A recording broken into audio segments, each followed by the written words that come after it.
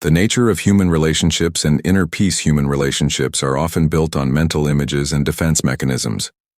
In every relationship, we create an image of the other person, and they do the same about us. These images, not the actual individuals, are what interact with each other. A wife has a certain picture of her husband in her mind, just as a husband has one about his wife. Similarly, we form images of our country, ourselves, and everything around us. These images keep growing as we add more details to them over time. But true human connection disappears when relationships are built on these mental pictures rather than reality. When relationships are based on such illusions, they cannot bring true peace. These images are not real, and living according to them means living in an imaginary world. Yet this is what most people do. We live in ideas, theories, and beliefs rather than in direct, honest relationships. Whether it is about people, possessions, or ideologies, our connections are shaped by these false images, leading to constant misunderstandings and conflict. So, is it possible to live in true harmony with ourselves and others? Life itself is a continuous movement of relationships. If this movement is guided by illusions or abstract ideas, it will inevitably turn into a struggle. When we base life on competition, imitation, or the need to fit into a certain framework, we create disorder within ourselves. But can we bring about real inner peace, a deep sense of order that is not shaped by society's expectations? Can we find a way to live without mental conflict, without being disturbed by false images and divisions? This question is crucial because conflict exists in every part of our consciousness. Whether in our closest relationships, interactions with neighbors, or society as a whole, we see division everywhere. Conflict comes from contradiction. One part of us wants one thing, while another part wants something else. Society teaches us to accept this struggle as normal. We are trained to compete, to be jealous, to desire more, to be aggressive, all in the name of success and respectability. Most people follow this pattern without question, believing that life must be a battlefield. But what if we refuse to accept this way of life? A truly free person, one who seeks genuine peace, cannot accept a society based on conflict and division. Such a person does not conform to these false images, but instead lives with clarity, honesty, and true understanding. Only by freeing ourselves from the illusions created by society can we experience real peace and live with deep awareness in our daily lives. True poverty and inner freedom. Most of us are rich, not in terms of money, but in the emotions and thoughts that society has filled us with. Greed, envy, anger, jealousy, anxiety, and the constant desire for more are deeply rooted in us. In this way, we carry the wealth of society's conditioning within us. Religions across the world have promoted the idea of poverty. Monks take vows, change their names, wear simple robes, and live with minimal possessions. In some traditions, they survive on just one meal a day, and people admire such a lifestyle. But is this true poverty? Even those who give up material wealth still seek status, recognition, and belonging. They identify with a certain religious order or tradition, creating divisions just like the rest of society. Simply giving up material things does not mean one is truly free. Real poverty is something deeper. It is an inner freedom from society's influences. It is not about how many clothes or meals one has. It is about letting go of the psychological baggage that society imposes. When the mind is truly free, there is no craving, no ambition, no struggle for recognition. In this state, poverty becomes something beautiful because it means living without conflict, without the burden of desire. Such a life cannot be found in any temple or church. It is something that comes from within. So how do we free ourselves from the psychological structure of society? It is easy to make small changes, to control certain behaviors, or to suppress desires temporarily. But is it possible to live in complete inner peace, free from conflict yet full of energy and vitality? True peace does not mean passivity or stagnation. On the contrary, it brings a dynamic, powerful energy that is not based on external motivations. To understand and overcome any problem, we need a deep, sustained energy. Not just physical or intellectual energy, but an energy that is free from dependence on anything external. If we rely on stimulants, whether they are drugs, alcohol, religious rituals, or even the words of others, our minds become dull and dependent. These temporary boosts may give us moments of clarity, but they prevent us from discovering truth on our own. Unfortunately, most of us depend on something, whether it is a belief, a habit, or a person. But why do we feel the need to depend? What creates this urge? Instead of waiting for answers from others, we must explore this question together.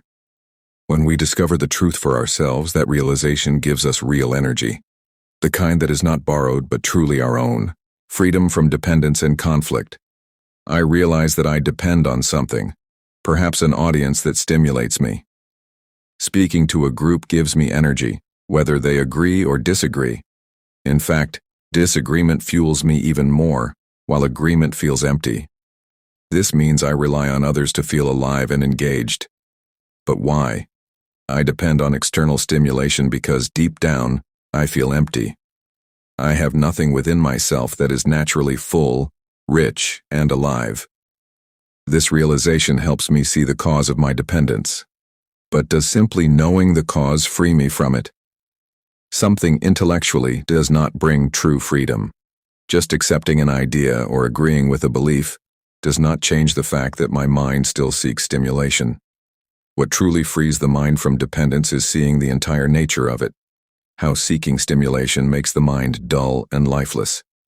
This requires looking at dependence without judgment, not trying to escape it, but observing it completely. When the mind sees the whole structure of dependence without interference from thought or desire, real freedom begins. To truly see something, I must not look at it from a limited perspective, whether shaped by my past experiences, beliefs, or knowledge. These personal filters distort my understanding. I may analyze my dependence and find its cause, but any analysis is always partial. True clarity comes only when thought stops interfering. When I see my dependence as a simple fact, without wanting to change it, escape it, or judge it, then I see the whole picture. And when I see the whole picture, I am free. I also discover that dividing life into fragments, comparing, following ideologies, or relying on authority, drains energy. Many believe that imitating others, following religious rituals, or accepting political ideologies helps them stay focused. But these are actually fragmentary activities that create inner conflict. As long as there is a gap between what is and what should be, there will be struggle. Any conflict, no matter how small, wastes energy.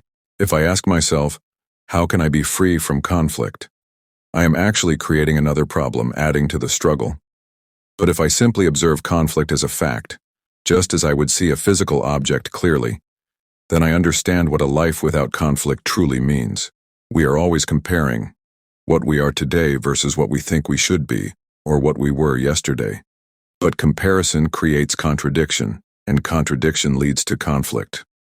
True peace comes when we stop comparing altogether and simply live with what is. When I fully accept and observe my inner world, whether it is fear, loneliness, or uncertainty, without trying to change it, there is no division, no contradiction, and therefore no conflict. And in that state of total awareness, real peace and freedom arise naturally, the illusion of comparison and the nature of desire. If we constantly compare ourselves to others, someone richer, more intelligent, more successful, or more admired, this habit of measuring ourselves is deeply ingrained in us from childhood. Schools encourage it. Society rewards it. We are taught to compete, to strive to be better than others, to chase the idea of becoming more. But this endless comparison is a major source of inner conflict. Why do we compare at all? Since childhood, we have been conditioned to believe that we must improve by measuring ourselves against others. A student tries to be better than another, and in this struggle, loses his own uniqueness. But when we stop comparing, when we stop chasing ideals or trying to be something different from what we are, our minds become free. Without the burden of comparison, we are no longer divided between what is and what should be. In this state, the mind becomes sharp, sensitive, and full of energy. Some believe comparison helps them grow.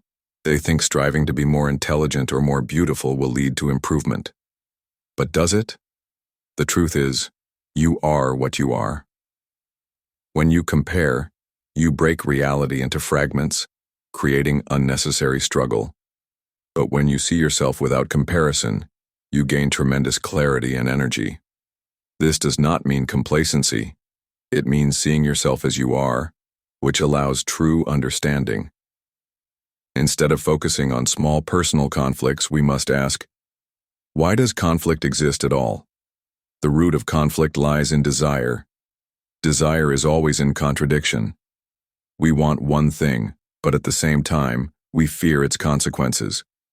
We chase pleasure, but with it comes pain, and then we struggle to avoid the pain. This cycle of pleasure and pain drains our energy. Why does this psychological duality exist? In nature, duality exists. Light and darkness, man and woman, night and day. But inwardly, why do we divide everything into opposites, good and bad, success and failure, violence and nonviolence? Have we been taught to believe that thinking about the opposite of our flaws will help us eliminate them? Do we hold on to ideals as an escape from facing reality? For centuries, we have been told that we must have ideals, the opposite of our present condition, to improve ourselves. We think that by preaching nonviolence, we will become nonviolent. But does having an ideal ever eliminate the reality of violence within us? You may speak about peace, but if your daily actions are rooted in conflict, your words mean nothing. The pursuit of ideals creates hypocrisy, because we live in contradiction, saying one thing and doing another. If we truly understand what is, we do not need an opposite. Trying to become someone else or trying to fit an ideal only creates confusion and conflict. A confused mind, no matter what it does, will only create more confusion. When we clearly see this, we stop acting out of confusion. And in that moment of complete awareness, we realize that true action comes not from struggle, but from clarity. Thus, inaction, meaning the absence of conflict and struggle, becomes the most powerful action. When the mind stops chasing illusions, it finally sees reality as it is, and in that seeing, there is transformation.